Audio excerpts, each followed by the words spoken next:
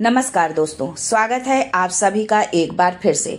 माँ जगत जननी जगदम्बा आप व आपके परिवार पर अपनी कृपा दृष्टि सदा सर्वदा बनाए रखें।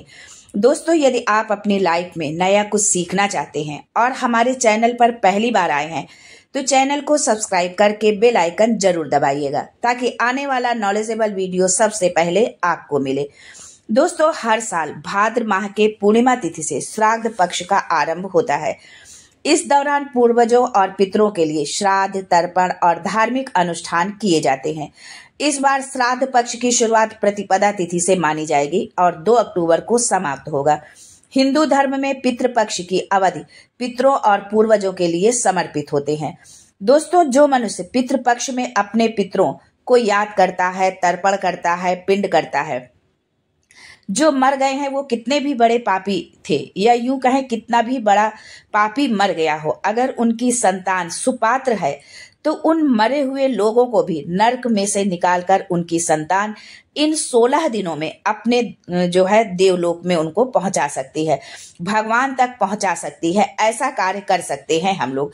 संतान इसलिए नहीं उत्पन्न करते कि हमारा वंश चलेगा, हमारी संपत्ति का कोई वारिश होगा, इसलिए करते हैं कि हमारे बाद हमारे पितरों का तर्पण हो सकेगा, जल मिल सकेगा, हमें भी जल मिल सकेगा मरने के बाद। इसलिए जो लोग थे वो संतान उत्पन्न करते थे।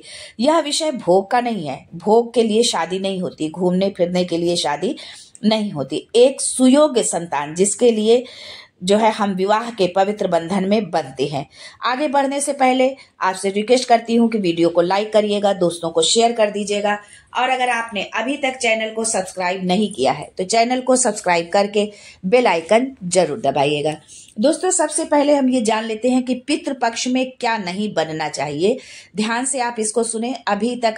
अगर आपने अभी तक गलती की है या आपको जानकारी नहीं थी तो उसे आप छोड़ दीजिए। बीती ताहि बिसार दे, आगे की सुध ले। अब आगे आपको ये गलती जो है नहीं दोहराना। अगर कोई कार्य हम अनजाने में करते हैं तो उसके लिए ईश्वर भी हमको माफ करता है, लेकिन यदि हम जानबूझकर, जानते हुए यदि हम कोई त्रुटि करते हैं तो फिर ईश्वर भी हमको माफी नहीं देता है। तो अगर आप अभी तक आपने जो गलती की है तो कोई बात नहीं, उसे भूल जाइए, लेकिन आगे जब जान जाए तो वो गलती दोबारा से मत दोहराइएगा।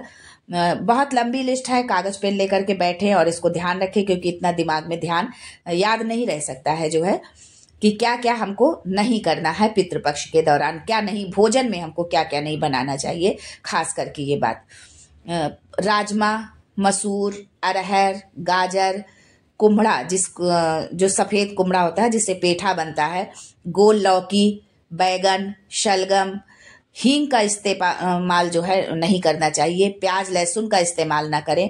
काला नमक का प्रयोग ना करें। काला जीरा, सिंघाड़ा, जामुन, पिपली, सुपारी, कैथा, महुआ, अलसी, पीली सरसों, इन सब चीजों का प्रयोग पितृपक्ष में नहीं करना चाहिए। पितृपक्ष के दौरान ब्राह्मण को भोजन स्टील या चीनी मिट्टी के बर्तन में, कांच का बर्तन जिसको हम कह सकते हैं, के बर्तन में भूल से भी आप उनको जो है न खिलाएं। ब्राह्मण को उनको भोजन सिर्फ पत्तल पर कराएं, जो है सबसे शुद्ध पत्तल होता है। और पत्ते का जो होता है पत्तल, वो आजकल तो बहुत तरह के पत्तल आने लगे हैं, तो उस पर आप उनको भोजन कराएं। अगर पत्ते का है तो वो बहुत ही अच्छा होगा। दोस्तों, अब हम जान लेते हैं कि क्या क्या हम बना सकते हैं भोजन में। ये तो हुआ कि हमें क्या चीजें नहीं बनानी चाहिए और क्या अब हम बना सकते हैं।